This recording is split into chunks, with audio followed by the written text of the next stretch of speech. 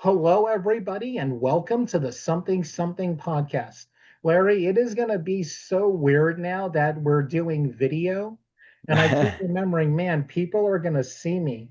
They're going to see my room. That's why I've got the blur on because, my new room isn't all the way set up yet. Yeah, yeah. No, I get it. I get it. Obviously, I think over there on your side, I think you probably have notes for scripts and stuff, right? On the Yeah. wall. Yeah. So, Hey, can I tell that funny story? well, So, Hillsborough Road is getting closer and closer to being done, but I have other scripts I'm working on, and I was gonna send some log lines because I like doing, I guess, test pitching to the yeah. target demographic. So our good friend Micah and her daughter, they're my Manzi is right at the age demographic, and I was gonna send them these log lines to get their thoughts on it, and I realized, crap, I accidentally sent it to Larry. But I am, Eric, I'm Yeah. your target audience, right? Oh yeah, you're definitely the target audience, dude. No, and they were great, by the way. I was like, oh, Eric's sending me these. I guess I'll respond. I Yeah, like this one in that order, and then the yeah. other two. And it's So like, yeah. oh man, now we gotta talk about them. No, I was gonna go to you eventually. But hey, Hillsborough Road is closer and closer to being done. Yes. We just have to, it's again, we allow for human error. Our Right. buddy, Right. Brooks has had some family issues. Thoughts Yeah. and prayers out to him. But Yeah. this journey is done. Yeah. And I mean, it's Eric, when you think about filmmaking and um everything that filmmakers have to go through just to do their craft. I think yeah, obviously as a filmmaker and as an actor, there's certain levels, right? You start out, at one place and you just kind of have to follow where life kind of takes you, right? yeah. And So, then, Larry, uh-huh. oh no, go on. Then I'm gonna Oh get no, into then our I was just guest. gonna say, but then all of a sudden you hit your groove and you hit your stride. And to do a film, it's easy, right? But to get it done and completed, it's a totally different animal and a beast. So we're right there. I mean, we're right on the edge of finishing, and it feels good, actually. Yeah. So, Larry, unlike you, I absolutely love movies. I do, Eric. I No, love you movies. don't. I just You don't don't. take the time to do it. To watch them or talk about them or Oh, think about I'll them. talk about movies all the time. Yeah. So, no, in all seriousness, a few weeks ago, I know the date, October 25th, I decided to do a double feature. I was going to see the movie Regretting You and Springsteen Deliver Me from Nowhere. Now, I'm Hmm. from New Jersey, Yeah. proud to be from New Jersey. And Larry, I liked this YA novel adaptation more than the Bruce Springsteen biopic. Wow. Yeah, That says a way lot. more. And as a director, when you're watching movies, you watch the actors differently. Hmm. And the guest we have on today, I immediately identified with. Was like, man, this guy is really, really good. So I do what I usually do after movies, cry for a couple hours. No, I went out to eat right in the mall, and I'm just on my phone looking up this actor. Like, man, this guy has some cool stuff. He has other things happening. I'm gonna, shoot my shot and try to get him on the show. Larry, tell Yeah. everybody about our guest. Man, I am so super excited and stoked to have Ethan Costanilla on our show today. And like you said, and even before we record, he's part of the number one, number two movie in Yeah, America, right? yes. And something that has drawn you to him, and I think that speaks a lot as an actor. So, everybody, this episode, I'd like to introduce actor and a director because we were Yeah. just talking. But Ethan Costanilla, welcome to the show. Hello, hello. Thank you for having me. I appreciate you guys. It's an honor to be here. Oh, Oh, no, it's the honor to have you, my friend. yeah, Thank you. yeah. Yeah. Thank you. Thank you for those kind words as well. No, that was amazing to hear from you guys. I also, yeah, just like that you liked the movie more than the Springsteen movie. That's crazy, you know? That says a lot. Yeah. And that says And a lot. again, Yeah, that says a lot. And so that's I appreciate that and stuff. So that's really cool stuff to hear. Yeah. I'll Yes. say this. I usually put out my top 10 movies at the end of the year, and I really feel it's definitely gonna be in my top 10 because it was Oh, wow. just such a feel-good movie. Mm, And Yeah. I saw it with the perfect audience. I'm usually a church-going guy, but I couldn't make it to church that Sunday, and Mm. it was a packed house with families and teenage girls who were hooting and hollering. There was stuff with you where they were going, "Oh!" It was Oh. just such a fun experience. Then I go into the Springsteen movie. Funny story, same auditorium, way less people, no energy, and Oh, I mm. was wow. pretty bummed out by the Springsteen movie. Again, I Oh, love New man. Jersey. I'm from New Jersey. I love Taylor Ham. I love Disco Fries. I love Bruce Springsteen. But didn't like the movie that much. Oh wow. Uh, Yeah, I have yet to see it, but wow, that's really interesting to hear. If anything, it's funny piggybacking off of like kind of what you were saying, like you were seeing a lot of people just like a lot of packed theaters and stuff. It's funny, I've been to now like technically four screenings, but like I've seen it four times now, and every time it's like even if it's not, it's been mostly packed for a lot of the screenings, but also it's been so nice seeing like reactions, genuine reactions to this movie, like just audible, like just people like having such a feeling towards this movie to where they just have to audibly react to it and stuff. So that's always been so it's so nice to see in theaters again in general, and also just and it's good to see in general in general. Yeah. So yeah, it's been really cool to see that happen. yeah, Um, yeah. What's it been like? Because I know you were just talking about it, but personally, what's it been like for you? Because I can tell you with our podcast, we talk to a lot of creatives. I love talking to actors because I think we have it the hardest because we have to wait for people to cast us. And yeah. as a director, um, how important it is to find the right person. Yeah. And so there's that there's that I understand, but I still want to get cast and everything, right? As an actor. Yeah. Yeah. No, I mean honestly, just like how you said, it's funny. I was having a conversation like this with a buddy of mine about it too, just like the way that this industry works and being an actor, it's like it's you can't it's not an independent career as an actor, you know, it's very dependent on other people with their projects and who they're looking for and so if anything, it's funny. I'm just now like recently just like coming to terms with that and just being more patient about things and Yeah, projects and stuff. And I feel like as soon as you start to become more patient with these kinds of things and just letting yourself kind of just, put that audition in and just seeing what happens and stuff. It's like as soon as that kind of happens, it's you become a little bit more aware of things and you become a lot more grounded and just a lot more uh, I just feel like you're just a lot more humble and real and just all of the things that I feel like is very necessary and very good to be when becoming an actor and stuff. So absolutely. yeah, that's Absolutely. that's definitely been crazy, a crazy eye opener for me. Yeah. Yeah. How did you get started in acting? Oh, I love telling this story.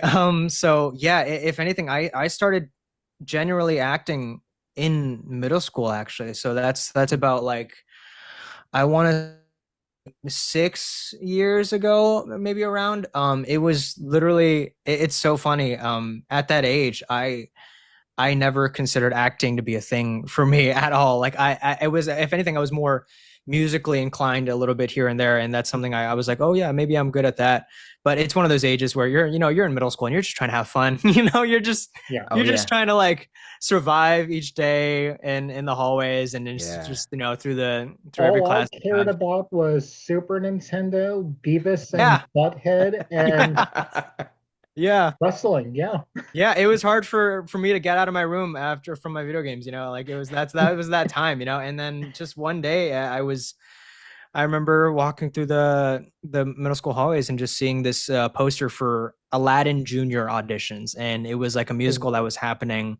And lucky enough, I had some friends of mine in my chorus class that were just like also theater kids, and they were like, "Yeah, you should totally, try out for it and stuff, and just see what happens." And so I remember talking to them about it. I remember talking to my dad about it. I remember I was like driving home one day and just talking about it. I was like, "Oh yeah, this cool audition posters on my school," and he's like, "You should try it." And I was like, Wow. Wow. I was like, I was one of those kids back then to where I couldn't be on stage in front of anyone. Like Oh I was wow. like, the minute I'm on stage, it's like I'm shaking, my throat's getting dry, and I'm like, it's so hard for me to have that confidence up on that stage. And so immediately I was like, no, I'm not doing that. I'm not auditioning for this. There's no way. But it's funny. The one thing he said to me was like, the thing is, son, you're like, you're young, and it's better to try things out now than later and suffer the consequences for later, and just give it a try and see what happens. And so, yeah, later, uh, what is that I did the audition and I ended up getting the lead part of Aladdin at my middle school. And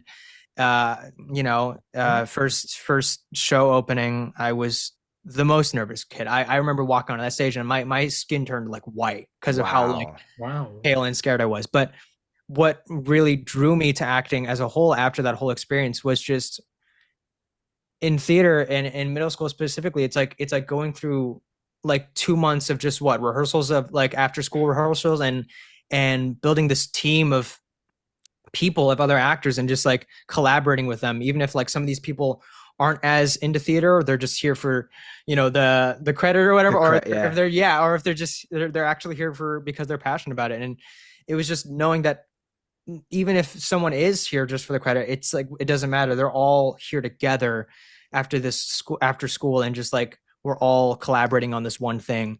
Yeah. And it was like a click moment for me, where after that first show, after all the work that we did, after everything that we went through, and after all the heartaches that we've had of just putting this middle school show together, it was taking that bow and seeing all these people in front of me just like clapping and Wow. telling me that it was a great performance. As much as it was a middle school performance, there was a lot of teachers of mine that like you're just telling me how great I was. and Yeah. and that was just something that was so satisfying and so fulfilling for me, just to see something that you work so hard on and you put so many hours into, just to see appreciated, and also just to see that some people were moved by. And Wow. I think that's just what started it for me, just being a performer in general, just giving people an experience to laugh at, or to cry to, or to just remember, or just to like walk out of that theater or that movie theater and just be like, that was something that was like whatever they grasp from it, just grasping something from a performance is Yeah. something that like is something that I always strive for in any kind of performance that I do. And it's what drives me as a performer and as an actor. So I yeah. love that. I Who love did that. you play in it? Oh yeah, I played Aladdin. I played Oh, Aladdin in Aladdin wow. Junior, which was crazy because again, it was my Okay. first First audition. at bat, Okay, dude. wait, hang on, hang on. So, yeah, this was your very first thing, and Yeah. it sounded like you were a very shy kid, and you had the main role. You were front and center of everybody, and Hmm. everybody, you had the most. How does, okay, Jeez, that man. is, that is what inspiration, like parents and teachers and not necessarily kids, although kids are kids, I mean, Right, right, right. Yeah. it's hard for them to grasp things, but as a parent, as a teacher, as somebody that kids look up to be able, Ethan, to empower you to believe in yourself. I think that is one of the best things to give a child, especially Yeah. when they're gonna go on stage, because that's the biggest thing is being on stage, being not just on stage, but being in front of people, talking to people, Right. and holding conversations. And you took that opportunity and you looked at nervousness and that little timid kid in the mirror and you said, I'm gonna do this, and you did it. Yeah, and that was this huge leap for me. Like just Yeah, in not only, deciding what I want to do for the rest of my life, but just like as a person, right. just like I can't express enough how much in middle school and even after that through high school, I was always still I was just always a kid who kind of was still learning the social cues and the ways that social, because that's Yeah, yeah. everyone's, I feel like, middle Yeah. school and high Yeah. school experience. It's learning how to Yes. go about things and who you click with and yeah, I've never been someone to really go out of my way to just be super confident and stuff like that. So I guess that's why it was such a turning point for me of just it was like it's kind of cliche to say and kind of funny to say, but like it's almost like I was just like I was being seen for the first time. I mean, I was always kind of Right. someone who was not to get mellow here, but I was always someone who was kind of like made fun of sometimes, a lot of the Yeah. times before middle Yeah. school and stuff. And like it was never like the one thing I was constantly doing was video games, I never had Yeah. any kind of passion. And then all of a sudden, yeah, just this thing, it just you find something that works. And for the Yeah. first time, like in what is probably your entire life, and it's just like, wow, like this could be something Yeah. I could keep doing going and I could keep trying to do. Yeah. So Yeah. yeah, no, that's definitely what it felt like. So yeah, I appreciate that. Seriously. Well, I Man, gotta that's say, that's man, great. the thing about gamers is we get addicted to success and leveling up.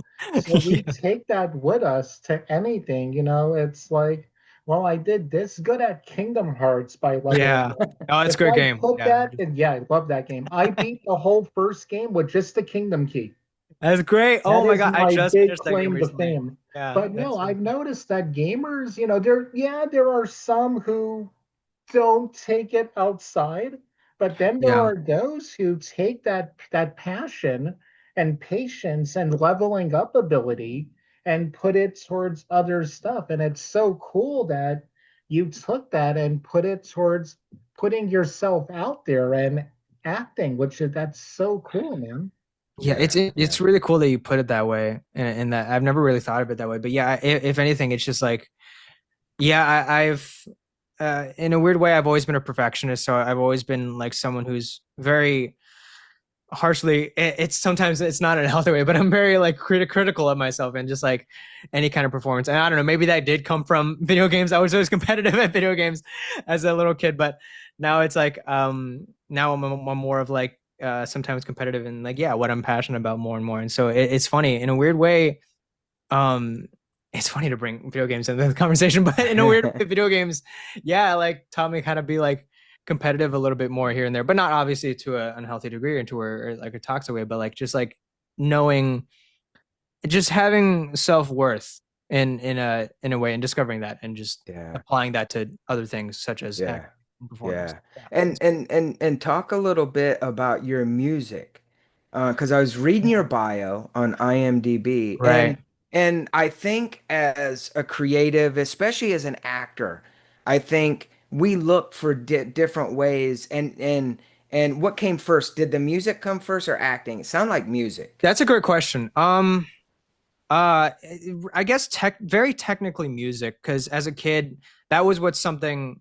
My dad's very musically inclined as well, and also is my sister, and so it's funny. That's something that he just thought that I would be good at, which I think I'm fairly good at as well. And he kind of knew that I at least had like an ear for it. And so, I took like 9 years, 8 or 9 years of piano lessons, and that's kind of how Wow. my, if anything, my journey of discovering arts kind of started. It was through Yeah. music and just like discovering that arts are a thing and like just like knowing how to play music. It really, as a kid, I was like, it was funny. I was going to these piano lessons just to go to them because my dad wanted me to go to them. I was playing Yeah. piano just because I know my dad wants me to do it. And then, nowadays it's like I'm so glad that I'm able to say that I've done that stuff, and then I'm able to kind of adapt it to things. But it's funny. I know that in my bio, if you probably read it, like I say that I've released some music, and it's funny that you ask which came first, because technically I was kind of exploring both when I was starting on my acting journey. Is like as soon as that whole like Aladdin thing started. I mean, it was a musical for one, so like there's that, right? But so yeah, using that as well, and then just like yeah, going into using. I was like just seeing what else I could create, other than just creating a performance. I was like, let me see if I can create some music and my piano skills that I have and stuff. And yeah, lo and behold, I kind of like during middle school, it was one of those things where it's like sometimes you get a spike of inspiration. You just get like like something just starts in you where you're like, oh, I have to make this thing. I feel something very strongly, and I really want to write it down or just make it or create it. And so that's exactly what happened to me in high school. It was just like I made 2 songs ever, but like those 2 songs to me were just really close, and they talk about people that I've had have had interesting interactions with, but also people that I'm very close with as well. And so it came from the heart, and it was just something that came out of me as an artist. So yeah, that's kind of how that happened. That's super beautiful, cool, man. And when you're at cool. that age, that's when you're learning who you are. I mean, you're always learning who you are, but your teen years, and you're in your early 20s now, I believe, right? Right, yeah. You're closer to finding yourself and your core. And it's great that you were able to do that. And dude, it's not just 2 songs. You wrote 2 songs. Put it down like I appreciate that. This is the crazy part to jump on what Eric was saying, because and like, obviously when you I first don't want start to tell you out. what I was doing at 16 and 17. Please no. This is a family It was episode. getting in trouble for skateboarding, Larry. There you That's go. what it was. Oh, I tried that. I very much tried that, and I wasn't as good though. I'll tell you that. I could barely do like an ollie or a kickflip. So, yeah. But as a musician, as an actor, and this is not a bad thing, but it's kind of like, we don't, just to hear you say, and Eric is right, just to hear you say, well, it was just 2 songs. Dude, you wrote music. You wrote a song. You wrote 2 songs. You did your own music. And I think for better or worse, whatever that looks and feels like to you, I think when other people like myself and probably even Eric hear you say that you wrote 2 songs and that you're musically inclined, I mean, that is something that inspires. I mean, you inspire me to wow. to be better at my You're a craft. good musician yourself, Larry. Give Oh, yourself some more credit. thank you. Hey. I I'm good appreciate at that. making playlists. I am There you very, go. very good at I'm that. the There you same way go. right now as well. Yeah, I can relate. There you go. But as a musician, and do you feel that the rhythm that's inside you, does it make you a better actor? Wow, that's it's interesting that you say that. I mean, I do. Well, that you say rhythm, because yeah, it's funny as I've learned more and more about acting. There are some times where there is a rhythm to like maybe saying a couple lines or to doing a certain action and stuff. And so in a weird way, yeah, it really has. Uh, Funny enough, in the last project that I just wrapped up, it was called Don't Say Good Luck, and it was more of it was a movie about well, I don't know much. Hold up, I don't know how much I can say about it yet. It's a movie. That's all we But can say. all I can say, Filmed. yeah, all I can say is that like being musically inclined definitely helped me on that project, I and love it. in a lot more ways than one.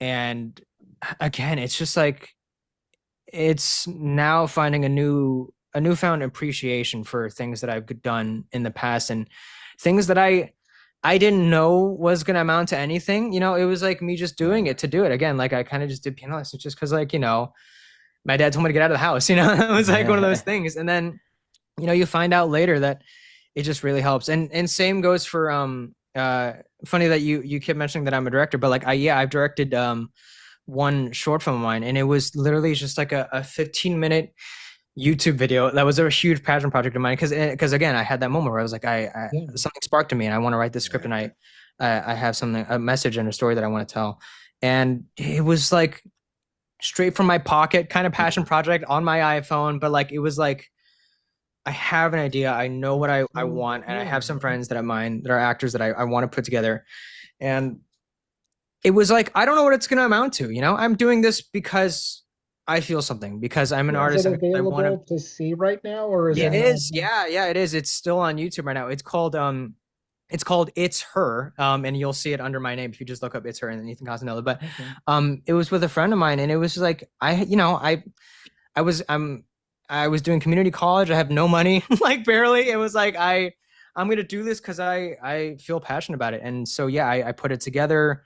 And I had a little mini premiere at my house for it with a lot of my Oh friends and my stuff. God. And it was so much fun. It was the thing that I take away the most about it though. It's just it was such a learning experience to be behind the camera for the first time, Right. of Yeah. just Right. like knowing that whole process and doing this as a one man job. It was like it was me behind, yeah, it was me behind the camera Yeah. and doing the editing Right. and doing the film location scout Yeah. Yeah. and all that. It was just Yeah. me. You know, Uh, it's before we record it, you know, we were talking off air, but in a way, you are a producer. You are a total Oh, filmmaker because I you guess, did yeah. it all. And you and I think that's what people kind of take for granted because like you know when you're with a crew and you have somebody and you're the director, you go, hey, can you go look for this location, hey, can you do Mm, this, can you do that, mm, then they become the producer and they help you and all that. But when you do it yourself, it makes you, I think, and I'm going to ask you this, but yeah. I think it makes you a smarter actor, and I I was think about it to get makes into you that. more in tune with the direction of the script and maybe thinking ahead of if you thought of something and when you're on set and you do it and the director's like, man, I didn't even think about that. That's great. It helps you build your character in a way without you even knowing, but you just understand the camera. You understand how it moves and all this stuff. And it's a weird thing, but it's a beautiful thing. So, yeah. And Yeah. by the way, your film, your short film, we'll put a link in the Yeah, I was description Oh, about to so oh my say people if can you gosh. watch could it. if you Yeah. could Thank you. email Yeah. it to me, Yeah. I'll Yeah. drop it in the link in the Yeah. description so Yes. Yeah, everybody for can Yeah. check it sure. out. I Yeah. appreciate it. Yeah. Yeah. Yeah, And what's man. so great about your generation right now with technology is you have an amazing camera in your pocket at Yeah. all time. And you Yeah. have, even if you're just using like a basic editing program, it doesn't have Right. to be Premiere. You have an amazing editing program on you at all time. I came from the VHS tape and mini DV era when I Man, was in Right. film school. that was Like before I was born. getting oh geez, I hate you right now. No, I'm but so sorry. no, it's cool. But what's so great is if you have a story you want to tell and you're brave enough, boom, you put it on Yeah. YouTube. You've got a song you want to say, Yeah. like you could either go busking on the street or Yeah. just put it up on YouTube and it's Yeah. there for the world to see. And I think that's what's because you seem to me like you're a pretty brave person Thank because of you. all this stuff you were doing and an outgoing one. And I do think that's going to help you a lot with auditioning and when you Yeah. start getting offers because of that. And like Yeah. Larry said, the more behind the camera experience you have, the better you understand Yeah. filmmaking as a whole. I took an acting class when I was studying film in And community. it paid off too. Yeah, In because I the wanted to horror film. I wanted to understand acting better. I'm a Yeah. Mm. big MMA fan, and I remember reading that this journalist, I forget his name, wanted to understand fighting more. So he entered an amateur MMA contest and learned how to cut Take a weight punch. and get Oh wow. ready for the fight. That's So that crazy. way you Wow. Yeah. understand the whole gamut of what this is. And you right now are able to do, because I know you're going Yeah. to end up making more short films. I can tell already. You got that Yeah. look. Yeah. I don't Yeah. know. We'll see. Yeah, I hope so. You Um, are, dude. Come on. You know Yeah. you are. You've got Yeah. some in the back of your mind that oh you're yeah. wanting to do. Yeah. Okay. Um, I've got a question. Have you seen Pitch Perfect? it's funny. I have recently just watched the first two, I think, with my girlfriend. Yeah. Yeah. Okay, good. Because you know you've got the rhythm in you. Yeah, you're Because right. be- I've got the magic in me, oh yeah. Yeah. Well, but Yeah. really it's a rhythm. But it's Yeah. also the magic. But Yeah. which and I think that's one of the things that makes you so inspiring because you know you have all different types of, and I Yeah. find this with actors. This is nothing against actors, Right. but they kind of wait to be cast into something. Yeah. And then it becomes hard. And then Yeah. it becomes, you know, but with Yeah. you, just like your music, you just make it. And you don't have to, this is weird. You don't have to ask for permission. You don't have to make something and go, "Hey, Warner Brothers, hey, you Right. know, Sony, I have Yeah. a music. You want to listen? You can put it up Yeah. yourself." Yeah. And And I they think find you. yeah, So exactly, exactly. And I agree with Eric. I don't think you should stop making films. As a director, as a producer, I don't think you should stop making music. And I don't think you do, and I Yeah. don't think you will. But I think, I think and it's weird because the things that we do today or did a year ago or Mhm. 10, maybe not 10 years ago for you, but Right. 6 years ago, Right. right? Those are the things that people will point to and go, remember when? Mm. Because you're setting yourself up for success with every little thing that you do. Yeah. And and I mean, do you so I even want to talk to you about how you like your audition process, but it's so hard. Right. we're gonna It get into that. Yeah. this is the hard part. We Right. only have about 45 minutes, I right? got you. Yeah. And we Or as got long as you want. oh If you want to yeah. go I mean, longer, Yeah, if you we'll go got longer, time man. yeah, and I definitely got time for well sure. Oh, then and we're gonna go longer, dude. Get yeah, comfortable. Get Yeah. a because drink. because you are at the level that people want to be at. Right. And I don't think that goes over your head because I think you're right there. I mean, you're in the number one, number two movie, right? Right. And you Yeah. just did a Netflix movie. Yeah. Um and I mean, look, I'm putting it on you, man. You're getting noticed and looked at. And you're on your way. You really are on your way, but just don't stop the hustle. You Yeah. know, that's the thing. Don't stop the hustle. It, And I will tell you, I talk a lot, but no, yeah. you are very, very inspiring. Thank you. Again, for people out there that are listening to this and that will watch this,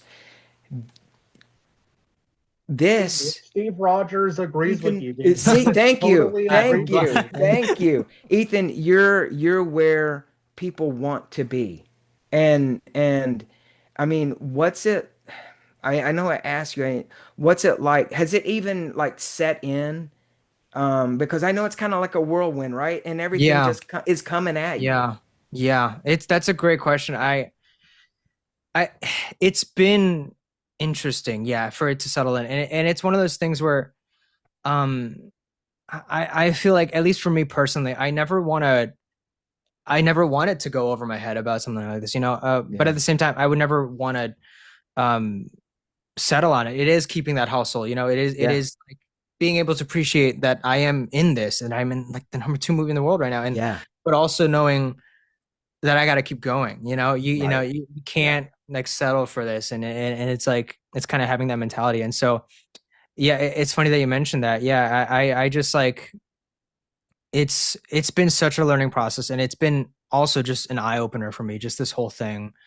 yeah. I mean, I'm going to a premiere. That like the Regretting a premiere was like my first ever premiere ever in my Wow. entire life, and Oh, so that already was such an eye-opening experience of just like they just throw you in there, man.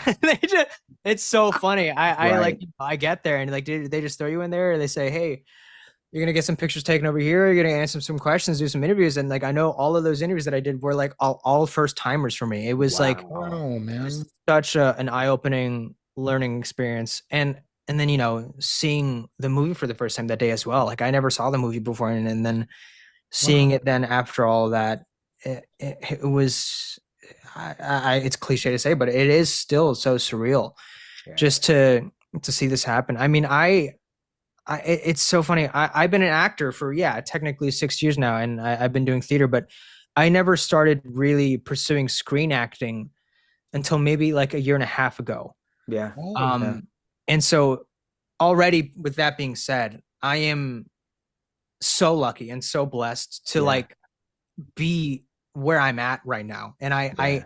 I hope that I never forget that because it's tough, man. It's It a tough is. industry. I know some people that have done this for way longer than I have. And Yeah. I wish for an opportunity for that. And I wish with every fiber in my being to every one of those people and to friends that I have that are in very similar situations to tell them how to get here, to how to do. And I could tell them exactly every step that I've done. I could tell them everything that I've done to get here. But what's so funny about this industry is that it's someone could follow in the exact same footsteps as you, but it doesn't always turn out the exact same way. yeah. Right. And Right. that's just how it is. And that's Yeah. something that I feel like every actor has to kind of live with at some point. I mean, that's definitely something that I've had to live with at some point. I mean, it's funny. I as much as I am doing these things, it's like I'm always telling myself like, oh, I could be more. I could do something. I could do something. This. I could do this and that. And that's just like my working brain. That's just my trying to keep myself humble and working kind of brain. Yeah. Yeah. But at the same time, it's like, yeah, going into this industry and especially just the screen acting world in general, from theater and going into this where you're just. It's so funny in theater. You go sign up for a community theater and you audition for a play and hopefully you get an ensemble. And even if you're in the ensemble, it's like you still like go through that whole process. In screen acting, it's so funny. You send out these auditions and as you said, you just wait. You just like you try to keep yourself warm. You try to take some acting classes. You try to make things, like how I did. And that's actually exactly why I did it. I was in such a paralysis day where I was like, what am I doing? I was like, I feel like I'm not moving at all in any sort of way. And so that's why I made that film. That's why it resulted in me just making different things because I was just scared of paralysis. Right. And so, yeah. So it's just like, it's one of those things where it's like everyone, you kind of realize that everyone's at that state. And it's also just really nice. I have to say, to know that everyone is at that state, to know that there's so many other people. It's not just you. It's not just you that's going through this crisis in your head of like, what am I doing with my life? Is like, is this worth it? Is this worth the shifts that I pick up at my workplace? Is this worth, the heartaches and the tears and the stuff? And, I totally understand some of my friends, they just completely gave up on acting. Some of my friends that I've acted with a long time, and it's sad to see, like I totally get it. I totally get it because it is just such in a weird way, it's kind of a selective industry and it's a selective art form. But I don't know. I've seen a lot of sides of it now, and I still have yet to see a lot more sides. I feel like of it later on in the future. But from everything that I've seen so far, it's been such a humbling, but also rewarding, but also so many other adjectives I could use. But like it's been such a humbling experience, at least for me, for sure. So let's talk about the casting process for Regretting You. Oh yeah. Were you familiar with the book? And if so, in the book, was your character Asian? That's a question I had right away. That's a great question. Yeah, I wasn't familiar with the book at all. It's also one of those things where you get the audition and it's like you only have enough time to research about the book before you just have to send that audition in. So all I knew was that Efren was this quirky, awkward, like kind of side character that was supposed to, he was very clearly like a bit more on the comic relief side of things. And so that's always been my energy I bring. So that's kind of how I auditioned for the part. And later on, I ended up reading the book, and it's funny. Yeah, he is not only Asian, he is Filipino, which is what I am. Okay. Wow. Okay. And so that was really cool to see. I remember in the audition, they actually were asking for Filipino actors, and that's the first time I've ever seen any audition ask for Filipino actors. That's a lot of my awesome. auditions have been any ethnicity. Right. It's been like, Yeah. whatever happens. And then this one comes along, and it's asking for Filipino actors. And so it was after seeing that, even if I wasn't going to get the part, it was just so nice to see Filipino actors given a chance. I haven't seen that personally a lot for me in Hollywood. Even after I would like do research, I was like, who's other Filipino actors? And There was a movie called The Debut, which is a full Filipino cast. Oh, really? Oh, Yeah. wow. I never have many Filipino friends. I mean, I ate adobo and lumpia Oh for my years. gosh. You know it, man. Yeah. It's like But no, look it up. The Debut. It's she's turning 16 or 17, Mm. and it's just all of her friends like experiencing Filipino culture Oh, for really? the first Wow. time. Wow, Early I've never heard. 2000s, way before you were born. Oh, yeah. That's probably why I've never. Yeah. But no, that's really cool. Yeah, so yeah, it was cool to see another Filipino character just like being implemented into this. And then also it was such a surprise to me as well. Like when I was getting through the casting process, I was introduced to Sam, who plays Lexi in the film. And they are also Filipino. And I was like, oh my gosh, wait, that's so cool. And if anything, me and Sam, we bonded a lot on set just through that alone. And yeah, it was just like, Sam was like my icebreaker on set. I gotta be honest. It's funny. Working with McKenna and Mason, it's for one, it was like, just to get where we're coming from. This is me coming from doing theater in my community college. Right. Yeah. And I maybe did one other project before this. I did a project called Oh What Fun that's coming out this year with Michelle Pfeiffer on Christmas. And that one is really cool. That one was like my first ever set. And I had only like 3 days of that. And so that was another thing where they just threw me in there. It was like, I gotta I literally remember the night before I was like looking on YouTube, just like what to do on set, what's my first, what to do my first day. Yeah, I love that, man. I love that. What are things I should know and stuff. And it's so funny because it was like, as I was researching, I was like, I feel like no one talks about this. No one talks about like the first day on any kind of set and like how scary that is. I feel like sometimes, and just what to do. And there's no like, I feel like everyone just sometimes assumes of like what you should, like everyone knows what to do on first days. But I was completely green, and I remember I couldn't even sleep the night before. Like I was trying so hard because I was so scared. I was so nervous for this project, my first ever like professional project. And so that was like the only thing I've ever had beforehand. Like 3 days of that, and then like I get this role for this movie, and I realized, oh my gosh, I'm gonna be on set with like McKenna Grace and Mason Thames and Dave Franco and all these incredible actors that I feel like I have nothing to live up to. Don't think like that. Yeah. No. I know what you mean because of the other movies they've been in, like Mason, Black Phone, and Regretting You. Mackenzie's gonna be in Scream 7. So I understand that the little bit of intimidation, but you earned the spot there, man. Never forget that. You earned it. Just like they did. Yeah, and that's exactly what I had to keep telling myself in a way. Like I was casted, I'm here for a certain reason, and they picked me. But it's just funny. It's like it was every day on set with them. It was so magical. Was it magical? It was. Oh my gosh, yes, it was most definitely magical. Oh my gosh, like every day on set was a treat. It was just me thinking like, am I dreaming right now? Like there's no way this is happening. Yeah. And again, so like with that being said, I was just so intimidated to meet them, and but like it was so nice meeting Sam first day. It made it so much smoother. And then just also McKenna and Mason just being so welcoming and so nice to me and to Sam. It was I couldn't have asked for a more welcoming time my first day on set with them. So I can't thank them enough for that. Just giving me the time of day, just to have one-on-one conversations with them every once in a while and just hanging out inside a set, and that just made things a lot smoother. But yeah.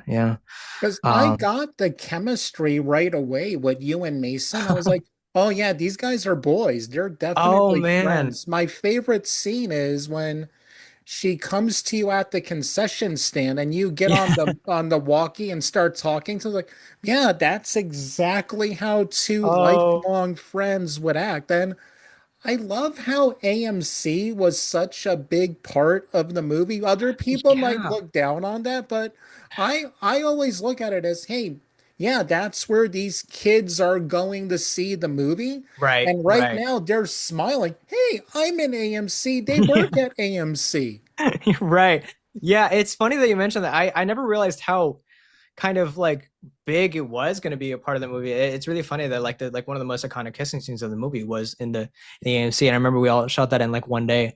But no, we were having the best time on that site specifically. I remember Josh Boone, the director, or I forget, it was someone on set that basically got the soda machines to work, and so McKenna, Mason, and me were always like getting a bunch of free sodas from that machine, just like using that to as much as we wanted. And then it was just like, it was also just it was so funny to be kind of behind the counter of an AMC for the first time in my life. I mean, I always go to AMCs when I watch movies, but that was such a funny experience. And then yeah, no, it was just I'm glad that you mentioned that you kind of really felt some of the chemistry there, because if anything, that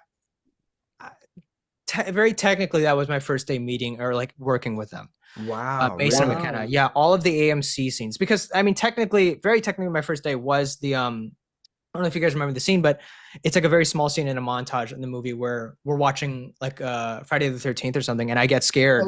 I like jump out and which was really funny. That was technically that was my first impression of them. Wow. So it's funny, you can see them if you watch the clip again, you can see them laughing and like looking at me. That was just genuinely them laughing and looking at me, because I screamed so loud, and it was so funny. After they yelled cut, they were like, that was so funny and that was so scary. So that was really cool. But my first time genuinely like connecting with them and working with them was at that AMC. And so that was the time where I was really like working on just getting the ice to break there. Like I didn't get time with them before that or after that yet. And it was, just working with Mason the first time. And me and Mason, man, we kind of just clicked. It was so nice. He is such a, it's funny you mentioned like, oh, these are just like guys or friends or boys hanging out. It was like I was just hanging out with another high school friend of mine with him. Yeah. He's just like, we're making jokes and we're always like, just like having such fun times behind the camera and before shoot and stuff. And it just ended up bleeding into the what is the film. And I'm so glad, if anything, that you pointed out that it like you felt that chemistry, because that's, if anything, that was one thing I was striving for. Just that chemistry between Efren and Miller, because that's kind of something that they describe in the book, that they're very close and they're just like two boys just always having fun and being film bros and film buffs.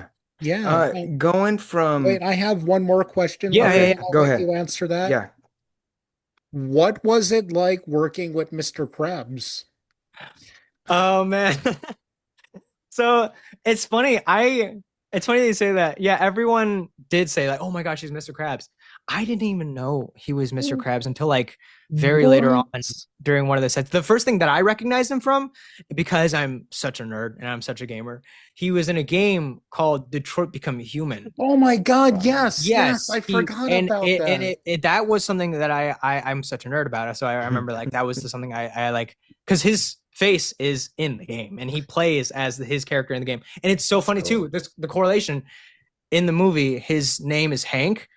In the game, his name is also Hank. That's right. And I was like, oh my gosh. I was like, that's so funny. That's so cool. And he was the one I wanted to ask so many questions about every time I had a moment with him. But if anything, it was also one of those times where I was very intimidated and I was just like, I didn't want to bother him at all during the set. Yeah. But yeah, he was. For all the non-gamers out there, Detroit Become Human is one of the best cinematic experiences you will ever have, not just game wise. I mean, The Last of Us is one of the greatest things I've ever experienced. Detroit Become Human's top 10 because it makes you understand, let's be honest, a different race. I mean, I'm not white, right? So I already understand that, but I think for a lot of people playing that game, you see, wow, there really is racial differences, and you're able to unlock. The robots have to ride in back of the bus. I wonder what they're hinting at. But yeah, if anything, just like it was just cool to talk about games like that in general, because like I feel like I'm about to go on a tangent here. I'm trying to stop myself, but like no, I do think that there's, just mentioning how you're talking about The Last of Us and Detroit Become Human, and it's funny, more and more nowadays we're seeing a lot of video game adaptations. We're seeing Last of Us as a show with Pedro Pascal, and we're seeing one of my favorite shows is Fallout with Ella Purnell, which was great. I loved that show. That's another video game. And then you have some other things coming out, and it's funny, like people are starting to realize something that I've been trying to shout from the mountains forever now, that I feel like there's a lot of narrative in video games that's very undermined, and there's like, there's just some games that have great stories that to be told and stuff. But that's just me going on. That's like a whole side thing. I don't want to like just tangent, because I noticed the Spider-Man poster in the back of you. My favorite Spider-Man is the PS4 and PS5 game. That's my favorite version of Spider-Man. You're literally speaking my language. Yeah, no, again, I just like, there's some great story writers out there with some of those things. But yeah. Anyways, again, just back to back to the movie. what we're supposed to be talking about. It was just great. At what point, because it's interesting, because this is considered, is it considered an independent film? Regretting You? Yeah. Because I know it's got a pretty big budget. Right. Go ahead. No. Sorry. I actually don't know per se. I didn't honestly make that assumption at first, because it is Paramount Pictures, and it's I guess in a way it could be seen that I could totally see that, especially because Josh Boone, one of his movies, at least one of my favorite movies, was his first film, and it was very much an indie film. It was called Stuck in Love, and I love that film, and it was very indie vibes. And I think that's funny that you say that, even if it's not considered an independent film, it definitely has that feel in a way. I feel like, because Josh Brolin, I feel like he brings that to the table. Yeah, with a lot of his films, and just that groundedness of it. Yeah, I almost feel that if it's not an intimate movie, is how I would put it. And I think if it's not like a Marvel movie or a big tentpole movie, I think then people go, that is maybe a little indie feel, and I don't think that's a bad thing at all. No, I don't think. But talking about the director, and he directed a great superhero movie. New Mutants, that New more Mutants. People should talk about, because man, that was good. That was cool. Yeah. What was that like working with him? Oh my gosh, that yeah. It's funny. It's funny how I talk about how I was intimidated by Mason McKenna, but like, if anything, it's so funny how it turned out, because like Stuck in Love, I'm not a big rom-com guy. I got to be 100% honest. But like, it was funny. My girlfriend made me watch Stuck in Love one day, because she was like, I love this film so much, you have to watch it. And I was like, okay, sure, yeah, let's watch or whatever. But it ended up being one of my favorite rom-coms ever, just because of how grounded and how real it was, for all ages and stuff. And so going into that, like getting this audition and hearing that director Josh Boone was directing it, I immediately called my girlfriend. I was like, hey, holy crap, like this is Josh Boone, like this is the director of your favorite movie, blah blah blah. And that's so cool. And then like I ended up getting the part, and I remember the first day, which was that scene with me watching Friday the 13th. Josh was just like, he was so, it makes me want to cry how nice he was. Like he was Wow. so, Wow. you describe it, like again, like I can feel very imposter syndrome, and me and Sam talked about this, just like working with these people and on this big budget film, but and I was just very timidly just like being there. I was like, okay, I'm gonna show up, do my lines. I'm gonna like, I'm not gonna have any expectations of anything. I'm not gonna like expect for all of us to be friends immediately. Right.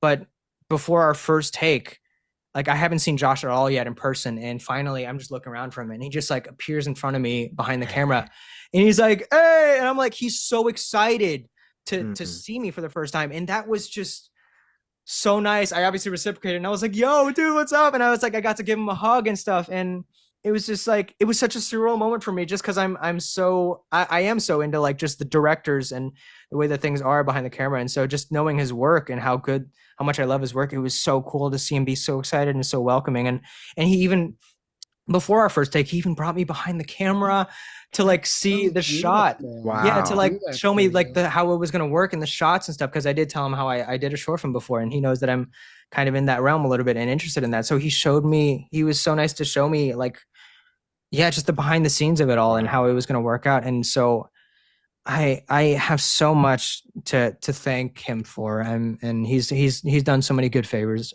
for me, That's just awesome, man. being like a new guy on the set, and yeah, it was that moment for me was just so, it's such a heartwarming moment for me. And he was also the first person to tell me that I got casted, which was Wow. crazy. Wow. Yeah, that was also a moment that I'll never forget, because I was in my Target job, just working away. Yeah. So Yeah. cool, I was man. in the back rooms. This is a really funny story. I was in the back Yeah, I rooms, can't and wait to hear it.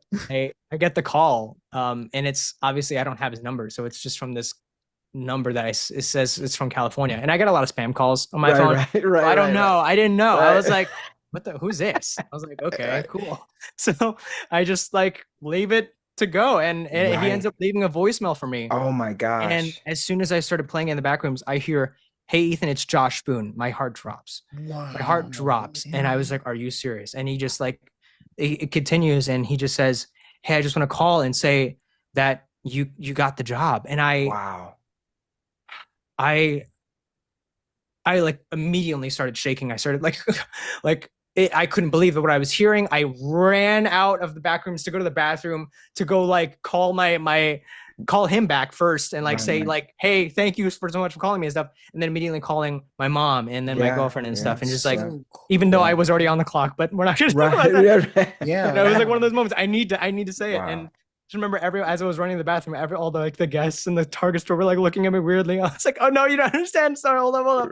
I gotta make this call." And yeah, it was, oh my gosh. I It was like kind on of cloud reminds nine. me of that scene in have you seen That Thing You Do, the Tom Hanks movie, Yes, where I they have. hear their song on the radio Right. for the Yes, first that's time? actually a great way to Yeah. describe that. Yeah. That is Yeah. exactly how it was for me. It was Yeah. such Yeah. a mind-blowing moment for me, and just having his number on my phone and all that stuff. It was just like crazy to see. And eventually at one of the screenings, my girlfriend got to take a picture with him, and That's awesome, man. it's such a weird like full circle moment. Like she was the one who showed me this film for the Yeah. first time, and so like Yeah. now it's crazy for her to like for me to be able to get her to see her favorite movie's director. And I was like, yeah, this is so So nice. cool. So yeah, it's crazy working with And him. kudos to him for understanding. I looked up everybody. They all have like some big credits. You're gonna have yours, but understanding, hey, I have to take this kid behind the curtain and show him how it works, and respecting you as an artist and thinking, Right. like if he would have just thrown you out there, but like, hey, let me show you how this works. This is how we're gonna do it. That was a way of connecting with you and helping you understand that it's just making a movie. It's not this big, like, there's a scene in the movie Hoosiers where Gene Hackman takes the basketball team who've only played in this small town. He takes them to the court with a tape measurer and measures the court like, The hey, same. that's the Yeah. same length as our court back home.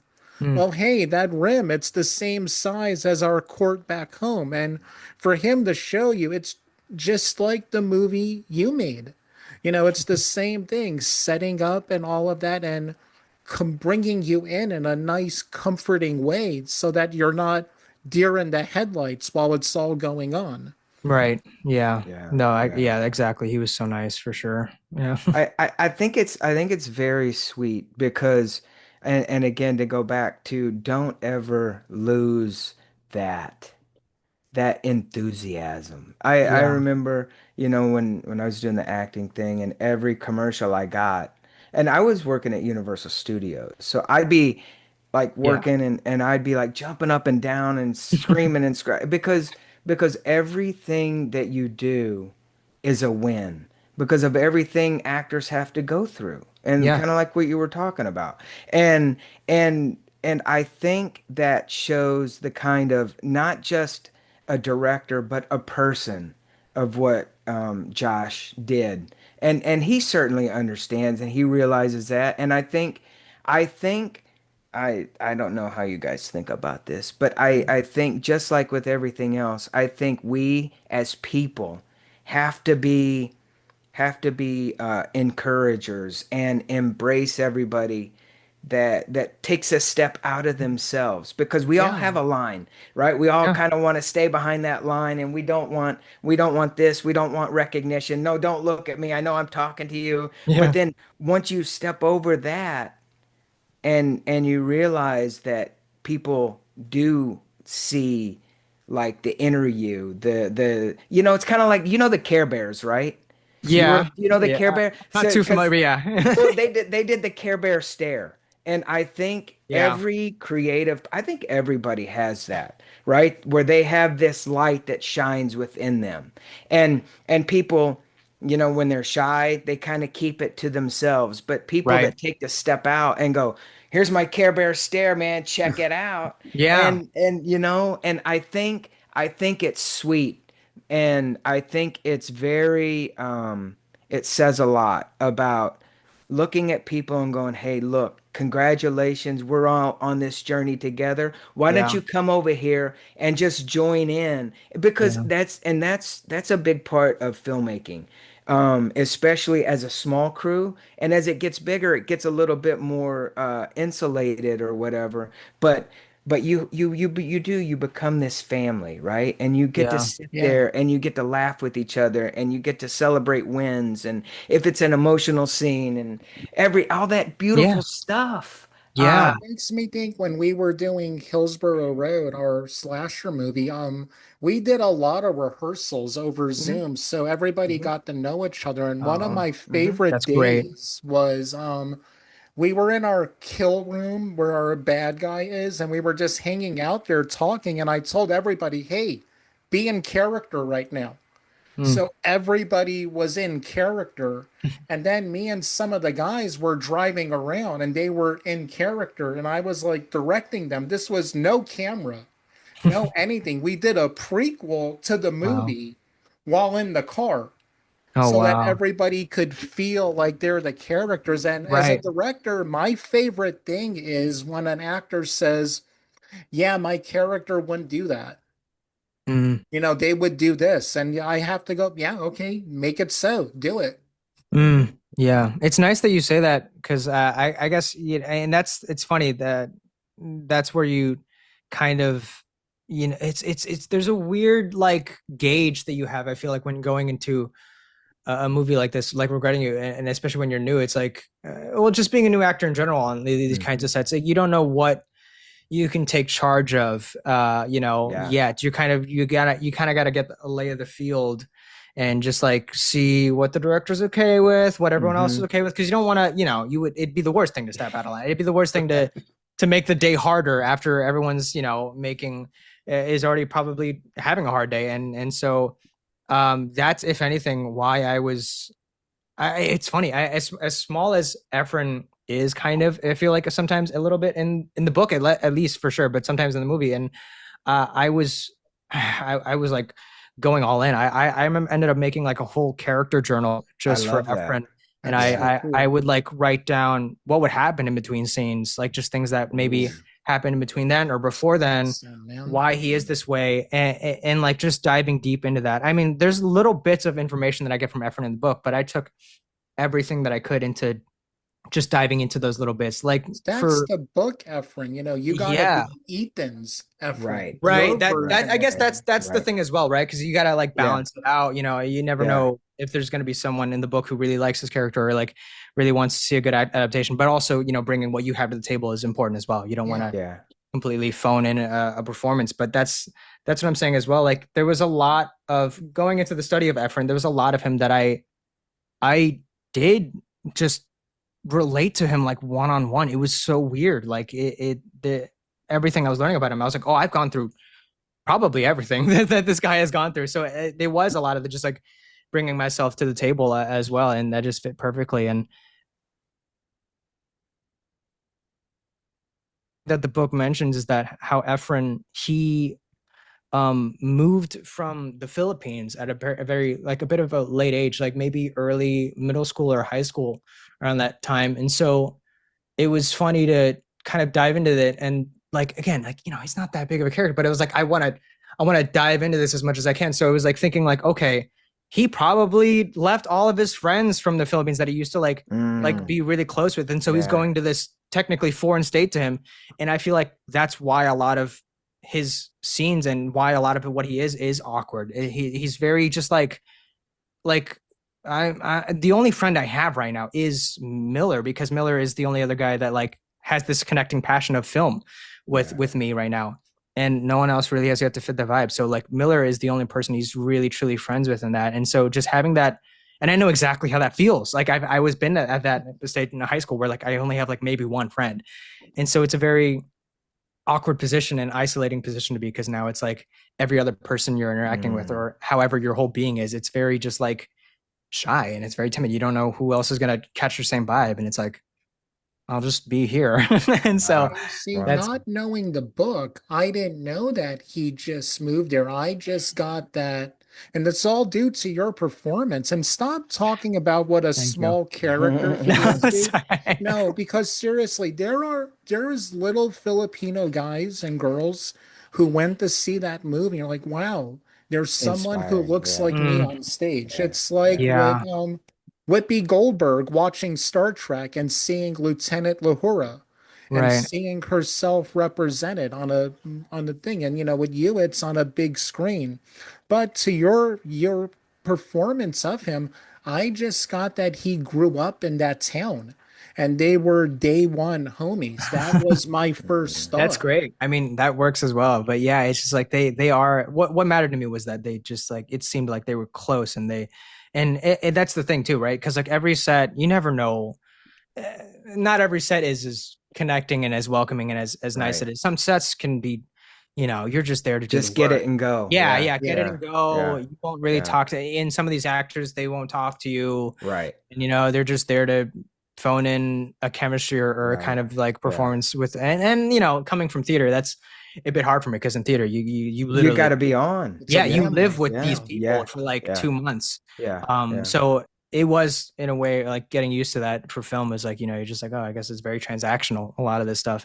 It very much, so it was really nice being able to just be friends with Mason in real life, and also just letting that bleed into the film. And so I'm very glad that, if anything, like even if it wasn't the exact message that I was supposed to condone from Efren, I'm just glad that there was a strong chemistry that was at least found in those two characters. Filmmakers, take note if you're listening to this, if you happen to find this, Ethan, you go above and beyond as an actor. Because you do it because you love it. And I think that speaks a lot to you and your character as well as a person. Thank you. Dude, just being here right now, do you think, to go back to when we were talking earlier, do you think everything you've done in maybe your life, but also your creative life, has led up to this moment in your life right now? Does it all add up? I want to say yes, for sure, because there's just like, again, like we talked about before, it is, and I feel like this is just the life of every artist, as I've said before. It's just like it is doing things without rational thought. I mean, that's why art. I feel like that is why art is important because in in a world that can sometimes be very logical and very just like everything has to happen for a reason or anything like that. Like sometimes as artists, you just feel something, and that's I feel like that's all sometimes something that someone needs in order to really express themselves as an artist. So going through my life and just looking back on everything that has happened and that I have done, as much as there are things that I think maybe sometimes I wasted my time on. Sometimes, there are experiences that I wish I didn't go through. There are Right. traumatic experiences that I've had in high school and things that I wish I didn't have to go through. But Yeah. there's a part of me that, and maybe it is the artist in me that's just like sometimes it's as much as those things can be looked at in kind of a bad light. You never know when you can use those things, and this is Right. kind of one of those times where it's funny as an actor. It's almost like really nice to reflect and just be present with those things, and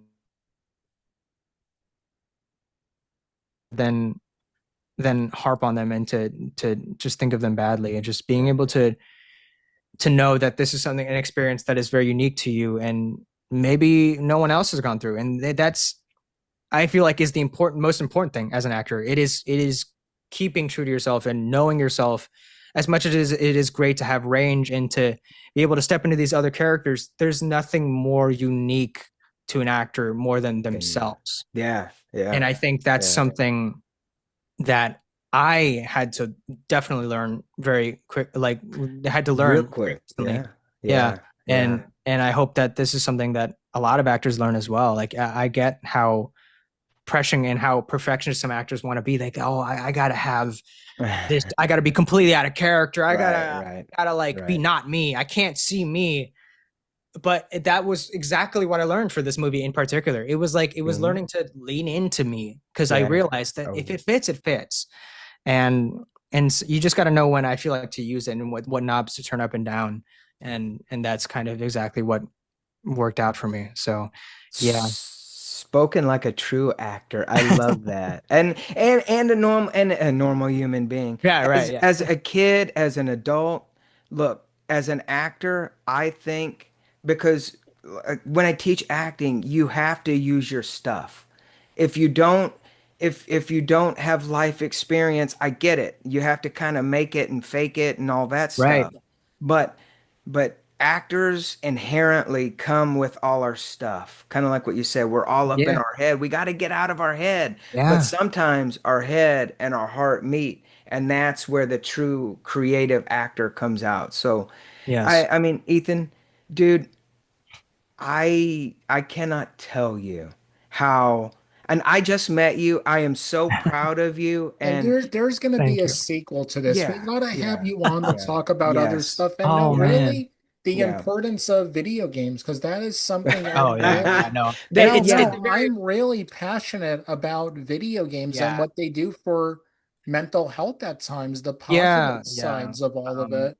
I feel like it's just piggybacking off of that. It's funny. I think it's another art form that I feel like people don't recognize it as an art form yet. That like as much as video games can be very there are some that are just purely for fun. They're just distracting. But I feel like it's the same thing for any kind of media, like for movies, for books. I mean, Yeah, there are yeah, movies that aren't as strong on moral points or as like they're just there to have fun. You're just there yeah, to Yeah. you're watching a movie to have fun, to laugh, to and there are some movies that you watch because you want to have a life-changing experience.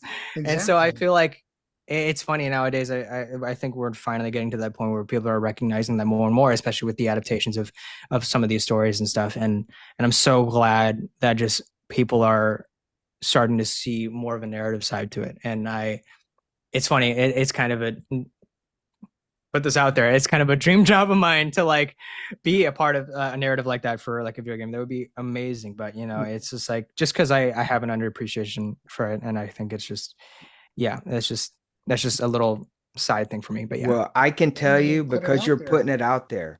You're putting it out there. Don't be surprised that Oh the man. next video game adaptation, they will contact you and your agent and your manager and anybody else. Oh man. You're next because when you can connect with something like that, that's I'm gonna say, that's what they look Hideo for. Kojima, I will pass along his information to you.